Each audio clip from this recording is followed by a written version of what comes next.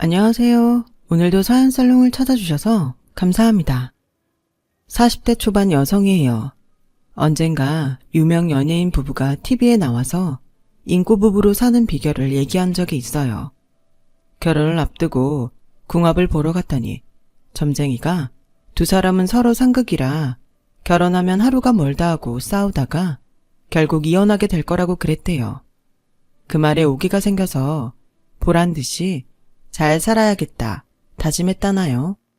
아무튼 점쟁이 말과는 달리 그 커플은 연예계 대표 인꼬 부부로서 결혼한 지 25년이 넘은 지금까지도 스캔들 한 번 없이 사람들의 부러움을 사며 행복하게 잘 살고 있어요. 이런 걸 보면 인생은 사주니 궁합이니 하는 것보다는 각자의 노력 여하에 따라 결정되는 게 아닌가 싶네요. 사실 저도 결혼할 때 남편과 궁합이 안 좋아서 부모님 반대가 심했거든요. 정작 당사자인 우리 부부는 그런 것 따위는 아무 상관없었는데 말이죠. 오히려 궁합보다는 다른 이유로 결혼 생활이 삐끗할 뻔했지만요. 바로 저희 친정 아빠 때문이었어요. 저희 아빠는 처음부터 제 남편을 탐탁치 않아 하셨어요. 거기엔 여러 가지 이유가 있었지만 가장 큰 이유는 남편이 저보다 학벌이 떨어진다는 거였죠. 당시 저는 한국에서 대학을 졸업한 뒤 영국 유학생활을 마치고 한국에 돌아온 상태였어요.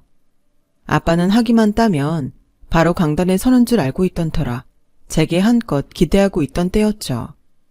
강단에 선다는 게 그렇게 간단한 일이 아닌데 말이에요. 이렇게까지 아빠가 제게 기대를 거는 데는 이유가 있어요. 저희 아빠 꿈이 대학 교수였어요. 하지만 집안 형편 때문에 일찍 생업에 뛰어들어야 해서 이루지 못했어요. 그런 아쉬움 때문이었을까요? 아빠는 제가 한글도 떼기 전부터 대학 교수가 되라는 말씀을 하셨어요. 아빠가 이루지 못한 꿈을 딸인 저를 통해 이루고 싶으셨던 거죠. 네 할아버지만 갑자기 그렇게 돌아가시지만 않았어도 이 아빠도 대학에 들어갔을 거야. 하필 내가 대학 합격 통지서 받는 날 세상을 떠나셔선 대학 문턱도 한번 못 밟아보고 꿈을 놓쳤지 뭐냐. 나야 홀어머니에 주렁주렁 달린 동생들 건사하느라 어쩔 수 없었지만 정이 넌 상황이 다르잖니. 너만 원한다면 언제까지든 뒷바라지 해줄 엄마랑 아빠도 있고 형제도 정미 하나밖에 없으니 부담도 없잖아. 그러니까 넌 딴 데 신경 쓰지 말고 열심히 공부만 하면 돼. 널 교수로 만들 수 있다면 이 아빠가 집을 팔아서라도 뒷바라지 해줄게. 그러니까 아빠만 믿어. 알았지? 아빠는 저를 볼 때마다 마치 주문을 거는 것처럼 말씀하셨어요. 딱히 꿈도 없었던 저는 아빠를 실망시켜드리지 않으려고 죽어라 공부했고 공부하는 만큼 성적도 잘 나온 덕분에 늘 아빠 사랑을 독차지하고 살았어요. 하지만 아빠 사랑이 저한테 쏠리자 상대적으로 여동생은 아빠 사랑에 목마를 수밖에 없었어요. 언젠가 동생이 그러는데 하도 아빠가 저만 편애하니까 혹시 자신이 입양된 아이가 아닐까 생각했었다더군요. 그 얘기를 듣는데 너무 미안하더라고요. 그런 줄도 모르고 저는 그동안 제 공부하기에 바빠서 동생이 받은 상처에 신경도 안 쓰고 살았으니까요. 아빠는 제 동생한텐 공부하란 소리 한번 안 하셨어요.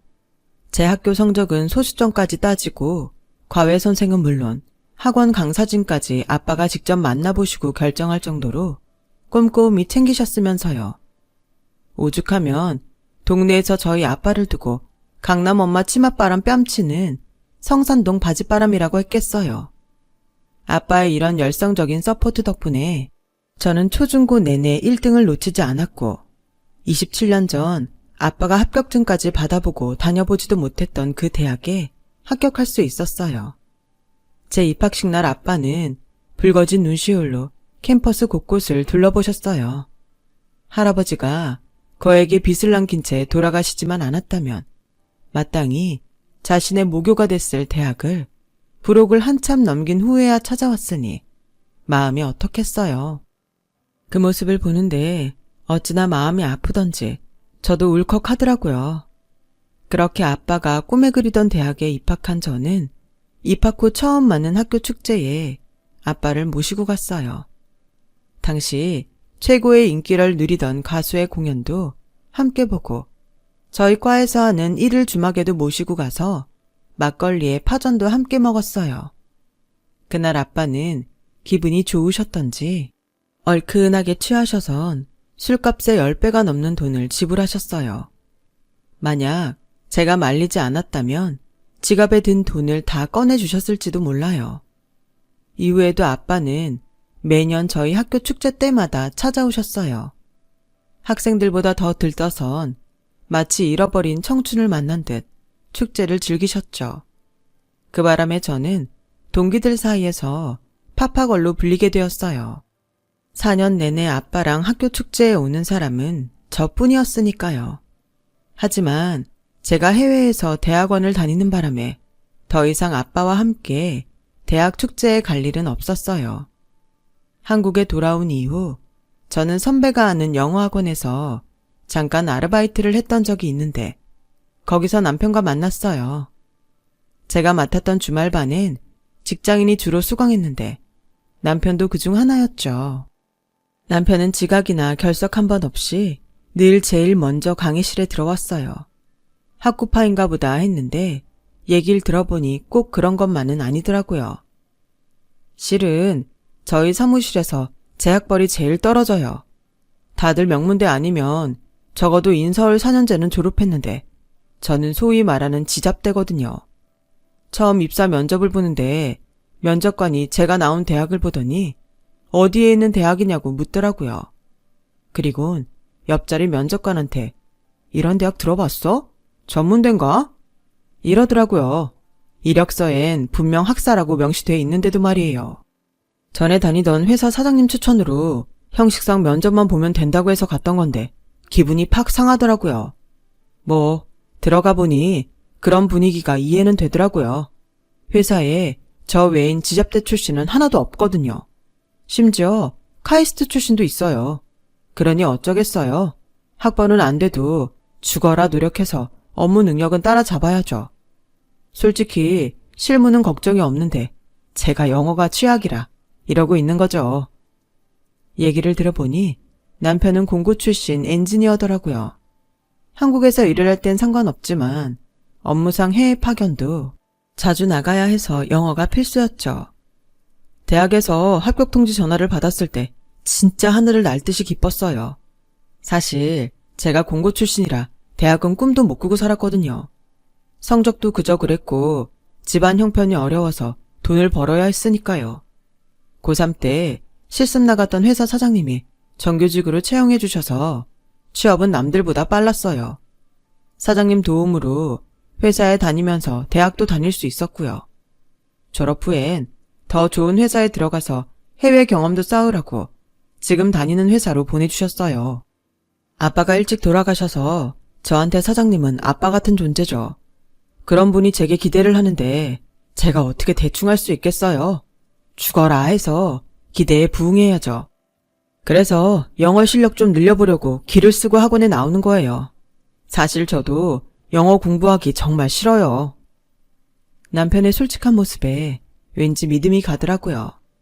다른 학생들에 비해 실력은 떨어지지만 요령 부리지 않고 죽기 살기로 공부하는 근성도 마음에 들었고요. 그래서 하나라도 더 가르쳐주고 싶었어요.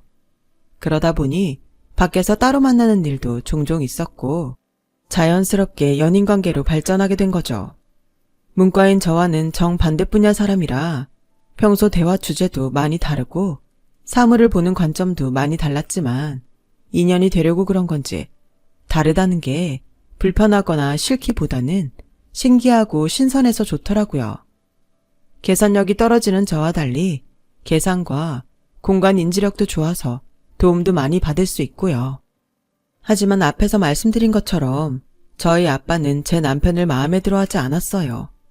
대놓고 싫은 티를 팍팍 내곤 하셨죠. 게다가 여동생이 저와 비슷한 시기에 결혼을 했는데 재부 스펙에 비해 제 남편이 많이 딸려서 비교까지 당하게 되었어요.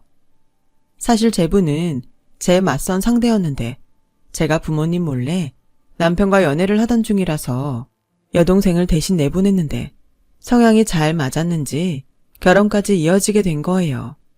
나중에 이 사실을 알게 된 아빠는 엄청 화를 내셨지만 남주기 아까운 사윗감을 아무튼 당신 딸 중 하나가 잡은 거니 더는 별 말씀 않으셨어요. 물론 그 일로 여동생은 기분이 많이 상했었지만 말이에요. 난 잘난 남자랑 결혼하면 안 돼? 나도 한 번쯤은 언니보다 좋은 거 가져도 되는 거 아니야? 아빠는 왜 매번 좋은 건 다 언니가 누려야 한다고 생각하는데 우리 성수 씨 언니가 아니라 나한테 반했고 그래서 나랑 결혼하는 거야. 내가 언니 거 가로챈 게 아니라 그 사람은 처음부터 내 거였다고. 아빠가 언니한테 실망했다면 그건 언니한테 화풀이 하라고. 괜히 축복받아야 할 내 결혼까지 엉망으로 만들지 말란 말이야. 동생은 아빠 앞에서 그동안 쌓였던 울분을 터뜨렸어요. 동생 말이 틀린 게 하나 없었죠. 그래서 아빠도 동생의 결혼에 대해 더는 아무 말씀 안 하셨어요. 제부는 중학생 때 미국으로 유학을 떠난 아이비리그 MBA 출신으로 뉴욕 증권가에서 일하다가 현재는 한국 대기업에 다니고 있었어요. 연봉도 높고 회사 내 직급도 높아서 누구나 탐내는 신랑감이었죠. 거기다 인물도 꽤 좋았고요. 자기관리가 철저해서 운동과 식단도 스스로 관리하는 타입이었어요. 사교적인 데다 은근히 과시욕도 있고 명품에 관심이 많은 편이었죠. 저와는 완전 상극인 사람이었어요. 그날 제가 선자리에 나갔다 하더라도 우리가 연결될 일은 전혀 없었어요. 아빠만 그걸 인정하고 싶어 하지 않았다는 게 문제였죠. 여동생은 저보다 3개월 일찍 식을 올렸어요. 집안 어른들은 언니가 먼저 하는 게 맞지 않냐고 했지만 어렵게 구한 시간 강사 자리를 두고 시간을 뺄 수가 없어서 그냥 동생 먼저 하라고 했어요. 동생은 마포에 있는 40평대 아파트에 신혼살림을 차렸는데 전세도 아닌 자가라고 하더군요. 제부 월급도 많았지만 제부 집안에 돈이 많아서 부모님이 해준 집이었죠. 그걸 본 아빠는 제 남편을 쪼기 시작했어요. 동생은 40평대 아파트에서 사는데 언니가 20평대 빌라에서 사는 게 말이 되냐? 게다가 자가도 아니고 전세가 뭐야? 아니, 내 딸이 왜 그런 구질구질한 데서 살아야 되냐고? 너 입 있으면 말 좀 해봐라. 네가 학벌이 있기라냐 직장이 번듯하기라냐 이도저도 아니면 돈이라도 있어야지. 아우, 저런 놈 믿고 사는 내 딸만 불쌍하지. 그러게 아빠가 골라주는 남자 만나 평생 떵떵거리고 살 일이지 뭐하러 저런 거지 같은 놈을 만나 고생이야. 내가 너 이러고 살라고 지금까지 내가 금이야 오기야 키웠는 줄 알아? 좀 있으면 교수까지 될 녀석이 왜 급도 안 맞는 놈이랑 살겠다고 그 난리냐고. 정희야, 지금이라도 안 늦었으니까 아빠 말 듣고 이 결혼 그만둬라. 예식장비며 그간 혼수 준비한 거 아빠가 다 물어줄 테니 이 결혼 무르자. 응? 결혼식이 2주도 채 안 남은 상황에도 아빠는 결혼을 무르자고 하셨어요. 어떻게 하면 딸 옆에서 도둑놈 같은 녀석을 떼어낼까 그 궁리만 하는 것 같았죠. 아빠가 그럴수록 저는 남편 보기 민망해서 미치겠더라고요. 시작부터 환영받지 못한 결혼은 이후에도 별반 나아지지 않았어요. 아빠는 툭 하면 제부랑 제 남편을 비교하기 시작했고 틈만 보였다 하면 제 남편을 깎아내리기에 급급했죠. 그런데도 남편은 언제나 천연덕스러운 표정으로 아버님, 아버님 하면서 저희 아빠를 따랐어요. 면박을 당하면 웃어 넘기고 욕을 들으면 껄껄껄 웃어 넘겼죠. 그런데 이런 상황이 지속되니까 여동생이랑 제부도 제 남편을 우습게 할지 뭐해요. 을에 몸쓰는 일은 제 남편한테 맡기고 지들은 상전처럼 아빠 옆에 앉아 손가락만 까딱까딱 하더라고요. 나한테 그러는 건 몰라도 내 남편한테 그러는 걸 보니 속에서 천불이 났어요. 그래서 동생을 불러 한마디 했더니 그러지 뭐해요? 언니, 자리가 사람을 만드는 거야. 형부가 변변치 못해서 맞사위 노릇 제대로 못하니까 손아래 사람한테도 대접 못 받고 사는 거 아니야. 그런데 왜 우리 탓을 해? 탓하려거든 못난 형부 탓을 해야지. 그리고 곳간에서 인신난다고 형부도 우리 그이처럼 아빠 엄마한테 돈 좀 쓰라 그래. 그럼 지금보단 예뻐할지 누가 알아? 돈 안 쓰고 날로 먹으려 들면 안 되지. 이 기집애가 이러고 나오는데 어찌나 열이 나든지 생각 같아선 한 대 패주고 싶더라니까요. 이런 내 마음도 모르고 남편은 마치 처갓집 개마냥 굳은 일도 마다하지 않고 아빠 앞에서 꼬리까지 흔들며 충성을 다했어요. 그런다고 변하는 건 하나도 없는데 말이죠. 매번 친정에 갈 때마다 내 속은 타고 남편은 사람 취급도 못 받자 저도 더는 친정에 가기 싫더라고요. 그럴 때마다 남편은 그러더군요. 아버님이 당신 아끼는 마음이 커서 그러시는 걸 우리가 이해 안 하면 누가 이해하겠어. 처가에선 내가 역적 죄인인 건 당연한 거지. 뭐 하나 가진 거 없는 놈이 당신 같은 사람을 욕심내고 뺏었으니 안 그래? 아버님 생신인데 우리가 안 가면 얼마나 서운하시겠어. 그러니까 어서 준비하고 가자. 시간이 지나면 아버님도 나를 사위로 받아주시겠지. 그때까지는 내가 열심히 노력할게. 그러니까 당신도 마음 풀어. 내 속이 이런데 이 남자 속은 어떨까 생각하니 더는 고집을 못 부리겠더군요. 그래서 차마 안 떨어지는 발걸음을 이끌고 친정으로 향했어요. 도착해보니 동생는 이미 와 있었어요. 이번에도 제부는 100만 원을 호가하는 고급 양주를 사들고 왔더라고요. 우리는 고작 10만 원대 영양제 세트를 사왔을 뿐인데 말이죠. 자리에 앉기도 전에 손이 부끄러워서 차라리 지금이라도 나가서 현금을 좀 빼올까 싶더라고요. 그런데 그 순간 남편이 돈 봉투를 찔러주지 뭐해요. 비상금 좀 털었는데 얼마 안 돼. 이따 선물 드릴 때 이것도 같이 드려. 내가 드리면 안 받으실 테니까 당신이 준비한 걸로 하고. 남편이 건넨 돈 봉투에는 5만 원권 10장이 들어있었어요. 한 달 월급이라고 해봐야 밥값하고 차비 빼면 얼마 남지도 않는데 이 돈을 어떻게 모았나 싶더군요. 주말마다 친구들이랑 공차러 간다고 나가더니 아마도 그때 알바를 뜬 게 아닐까 생각됐어요.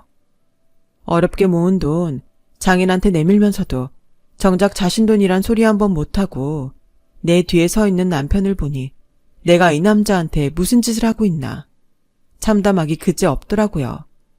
그래서 아빠한테 선물은 제가 산 거고 돈 봉투는 남편이 준비했다고 했더니 그 말을 들은 아빠가 돈 봉투를 바닥에 휙 던지지 뭐해요. 누가 네 놈 보고 이런 거 해오라든? 이럴 돈 있으면 내 딸 부려먹을 생각 말고 대학 교수 만드는 데다 써라. 잘난 내 딸 데려다가 언제까지 보따리 강사로 썩힐 셈이야? 아빠, 그게 왜 이 탓이에요? 내가 능력이 그 정도밖에 안 되니까 아직 교수가 못 된 거지. 이의가 못하게 말린 거 아니잖아요. 그런데 무슨 말을 그렇게 해요? 아빠가 자꾸 이러시면 저희 다시는 여기 안 와요. 오늘도 내가 안 온다고 하는 거 이의가 아빠 걱정시키지 말자고 억지로 데려온 거예요. 자기 쓸 용돈도 모자란데도 아빠 드린다고 한 푼 두 푼 모아서 가져온 사람이라고요. 어쩜 이렇게 사람 진심을 몰라줘요? 진짜 정말 이 정도밖에 안 되는 사람이었어요? 복받치는 서름에 저는 결국 주저앉아 엉엉 울고 말았어요. 그러자 남편은 바닥에 흩어진 5만 원 지폐를 가지런히 모아 봉투에 담고는 아빠 앞에 무릎을 꿇었어요. 아버님, 즐거워야 할 생신날 언짢게 해드려서 죄송합니다. 노여움은 그만 푸시고요. 오늘만큼은 저도 사위 노릇 할 수 있게 해주세요. 욕은 내일부터 먹겠습니다. 그리고는 들고 있던 돈 봉투를 머리 위로 들어 아빠한테 드렸어요. 아빠는 울고 있는 제 눈치를 살피시곤 마지못해 돈 봉투를 받아 드셨죠. 소동에도 불구하고 남편 덕분에 분위기는 많이 부드러워졌고 무사히 저녁 식사까지 마칠 수 있었어요. 케이크 앞에서 다 같이 사진을 찍던 중에 아빠가 당신 휴대폰으로도 한 장 찍어달라고 하시는 거예요. 그래서 아빠 휴대폰을 찾으려는데 안 보이지 뭐예요. 남편은 자기가 전화를 걸 테니 소리가 들리는 쪽을 찾아보라고 했어요. 그렇게 남편이 아빠한테 전화를 걸었는데 소파 쿠션 뒤에서 벨소리가 들리더라고요. 남편이 얼른 달려가 폰을 꺼내 들었는데 그 순간 휴대폰 액정을 내려다보는 남편의 얼굴이 벌겋게 달아오르지 뭐예요. 그러자 아빠가 얼른 달려가 남편 손에서 휴대폰을 뺏어들었어요. 그런데 세상에, 액정에 글쎄 인간 쓰레기라고 떠있는 거 있죠. 그걸 본 여동생과 제부가 웃음을 참으며 크크대더군요. 그 순간 저는 온몸에 힘이 쫙 빠지는 기분이 들었어요. 아빠는 아무 일 없다는 듯 자리에 앉으셨지만 민망했는지 제 남편 쪽으론 눈길도 못 주시더라고요. 잠시 멍하게 서 있던 남편은 조용히 겉옷을 챙겨들었어요.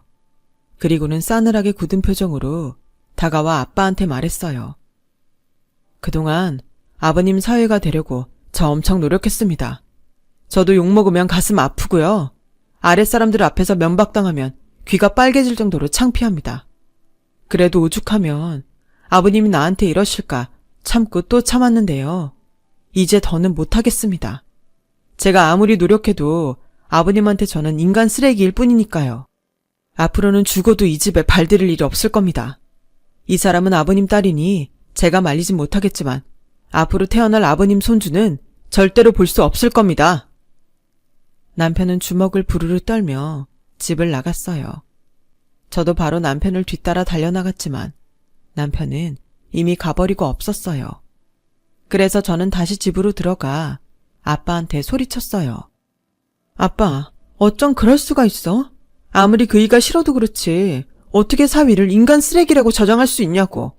나 오늘처럼 아빠 딸인 게 창피했던 적이 없어. 사람 일 모르는 거야. 지금 아빠 눈에 우리 그이가 하찮게 보일지 모르지만 두고 보라고. 땅을 치고 후회할 날이 있을 테니까. 그때 가서 용서해달란 소리 하지 마. 절대 아빠 용서 안 할 테니까. 그러니까 앞으론 나한테 연락하지 마. 아빠가 죽었다고 해도 난 이 집에 절대 발 안 들일 거니까. 절대 나한테 연락하지 말라고. 그렇게 저는 친정과 연을 끊었어요. 엄마랑 여동생이 하루가 멀다 하고 제게 전화를 했지만 받지 않았어요. 남편은 자식인 저까지 이럴 거 없다며 저까지 친정에 발길을 끊지는 말라고 했지만 그러기 싫더라고요. 내가 선택한 내 남편을 인정하지 않는 부모라면 저도 싫었으니까요. 그렇게 시간은 흘러 친정과 연을 끊고 산 지 10여 년이 흘렀어요. 그 사이 저는 아이를 둘이나 낳았고 남편은 몇 년 전 퇴사를 한 뒤 자신을 아들처럼 아껴주신 전 회사 사장님의 업체를 물려받아 운영하고 있어요. 규모는 작아도 그 분야에선 신기술도 보유하고 있어서 꽤 건실한 데다 전망도 있는 회사로 평가받고 있죠. 저는 시간 강사 생활을 하다가 3년 전부터 초빙 교수로 모교에 강의를 나가고 있어요. 전보다 모든 면에서 안정을 찾아갔죠. 그런데 무소식이 희소식이라더니 오랜만에 10년간 연락을 끊고 지냈던 동생이 전화를 했더라고요. 주말 오전이라 늦잠 자느라 전화를 못 받았더니 문자를 남겼더라고요. 엄마가 새벽녘에 화장실에 갔다가 쓰러지셨는데 너무 늦게 발견한 탓에 병원에서 오늘을 넘기기 힘들 것 같다고 했다는 거예요. 1시간 이상 지나고서야 문자를 본 저는 다리가 후들거려서 제대로 서 있을 수가 없더라고요. 그래서 남편한테 상황을 얘기했더니 저보다 먼저 달려나가 차에 시동부터 걸더군요. 다시는 제 친정 식구들을 보지 않겠다고 하던 사람이 말이죠. 그렇게 저는 남편 덕분에 엄마의 임종을 지킬 수 있었어요. 장례식을 치르는 내내 남편은 빈소를 지키며 상주 노릇을 해주었어요. 게다가 경황 없는 아빠와 우리 자매를 대신해 장례식 전반의 일들을 직접 처리해 주었어요. 그런데 그동안 아빠의 편애를 받으며 사위 대접 톡톡히 받아온 제부가 장모 장례식에 코빼기도 안 보이지 뭐예요. 동생한테 물었더니 업무가 바빠서 그렇다고 하는데 그게 말이 되나요? 결국 제부는 장례식이 끝날 때까지도 나타나지 않았어요. 장지에도 나타나지 않았고요. 그런데 알고 보니 이런 제부의 태도가 일 때문이 아니라 바로 저희 아빠 때문이었더라고요. 직장을 나와 독립한 제부가 저희 아빠한테 사업 투자를 부탁했는데 그간 제부의 행동거지를 봐온 아빠가 제부는 사업을 할 능력이 안 된다며 딱 잘라 거절을 했던 모양이에요. 그 말을 곧이곧대로 전할 수 없었던 동생은 아빠가 가족끼리는 돈거래 안 하는 거라고 하시며 거절했다고 둘러댄 모양이었죠. 그 일로 아빠한테 감정이 상한 제부는 그날 이후 처가의 발길을 뚝 끊었고 명절에도 동생 혼자 친정에 갔던 모양이에요. 아무리 그래도 그렇지 장모 장례식에도 안 오는 게 말이 돼요? 그런데 거기서 끝이 아니었어요. 호기롭게 사업을 시작했으나 예상과 달리 일이 잘 안 풀리자 제 동생한테 화풀이를 해왔던가 봐요. 처음엔 친정에 대한 악담을 늘어놓는 정도였는데 나중엔 손찌검까지 하기 시작했다더군요.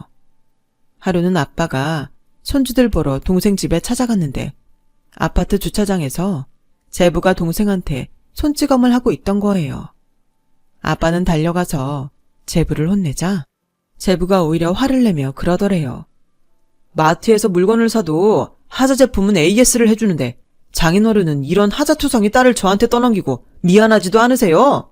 얘가 학벌이 변변합니까? 그렇다고 직업이 있기랍니까? 집구석에서 내가 벌어다주는 돈으로 사치나 부리는 게 단데 이런 걸 내가 데리고 살아야 하냐고요. 그런데도 그깟 사업자금 몇 푼 주는 게 그렇게 아까웠습니까? 저요, 마음 같아선 장인어른한테 위로금이라도 받고 싶은 심정이에요. 기왕 오신 거 이참에 아버님이 싸지른 이 하자품이나 가져가세요. 저요, 이 아무짝에도 쓸모없는 이런 여자 필요 없습니다. 재수가 없으려니까 정말. 그날의 충격으로 아빠는 쓰러지셨고 동생은 제게 전화해 울고불고 난리를 쳤어요. 엄마가 돌아가신 지 얼마나 됐다고 아빠까지 잘못되면 자길 누굴 믿고 사냐면서요. 언니도 알잖아. 나 돈 없으면 안 되는 거. 그 이랑도 이혼할 판인데 아빠마저 잘못되면 누가 날 보살펴줘. 애들은 어떻게 키우고? 나 정말 어떻게 해야 될지 모르겠어. 지금이라도 그이한테 가서 잘못했다고 싹싹 빌까? 그럼 다시 받아주겠지?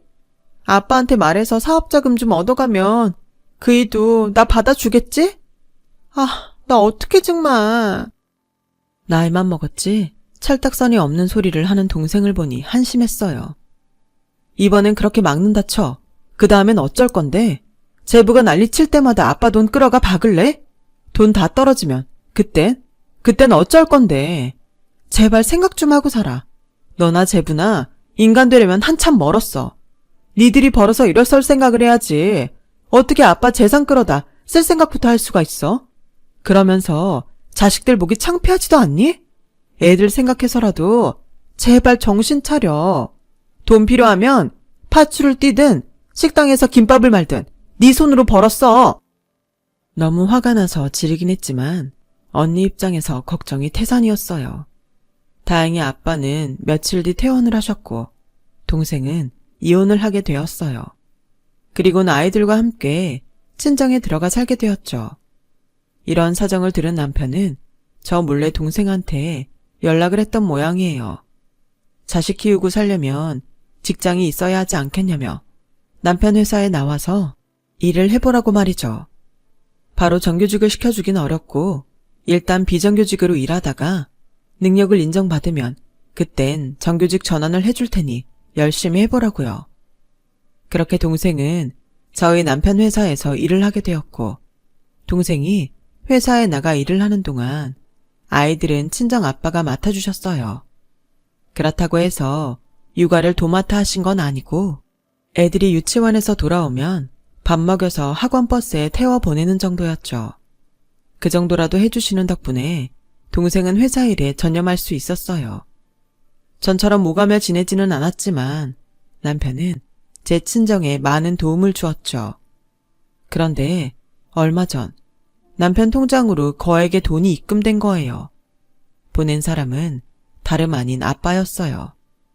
동생을 통해 회사가 요즘 자금 문제로 힘들다는 얘기를 들으시곤 가지고 계시던 상가 건물을 파신 거였죠. 이미 사업체를 정리하고 일선에서 물러나 계신 상태라 아빠의 유일한 수입원이기도 한 건물을 말이에요. 그 사실을 알게 된 남편은 돈을 돌려드리려고 10여 년 만에 제 친정에 찾아갔어요. 그런데 아빠가 한사코 거절을 하시며 그러시더래요. 난 투자를 했을 뿐이네. 자네가 수익을 올려서 이익금을 배당해주면 될 거 아닌가. 사업을 하다 보면 바람도 맞고 때론 태풍도 맞는 법일세. 너무 꼿꼿하게 맞설 생각만 말고 때론 유연하게 피하는 것도 방법이야. 내 돈이라서 싫은 거라면 그냥 투자자 돈이라고 생각하게나. 난 사업가라 승산이 없는 데는 절대 투자 안 하니까 수익 제대로 올려야 할 걸세. 알겠나? 그리고 일전에 내가 자네한테 상처 준 일은 정말 미안하네. 언젠가 정의가 그러더군. 내가 땅을 치고 후회할 날이 있을 거라고 말이야. 그 말이 맞았어. 이제서야 뼈저리게 후회하고 있으니 말이야. 아빠는 제 남편 앞에서 고개를 숙이며 사과를 하셨어요. 남편은 아빠의 투자금으로 차질 없이 신제품을 출시할 수 있었고 다행히 회사는 정상궤도에 오를 수 있었어요. 남편은 수익금 중 일부를 원금과 이자 명목으로 매달 아빠한테 보내드리고 있고요. 한때 제 남편한테 씻을 수 없는 상처를 준 아빠였지만 지금은 누구보다 든든한 제 남편의 후원자가 되셨어요. 아직은 장인과 사위관계가 예전처럼 돌아가지는 않았지만 적어도 지금보다는 조금 가까워지지 않을까 기대를 해봅니다. 지금까지 제 사연을 들어주셔서 감사합니다. 들어주신 분들 모두 가족과 항상 건강하고 평안하시길 바랍니다. 여러분, 사연 댓글에 응원과 현명한 조언 부탁드려요. 좋아요와 구독은 저에게 큰 힘이 됩니다. 오늘도 좋은 일 가득하세요.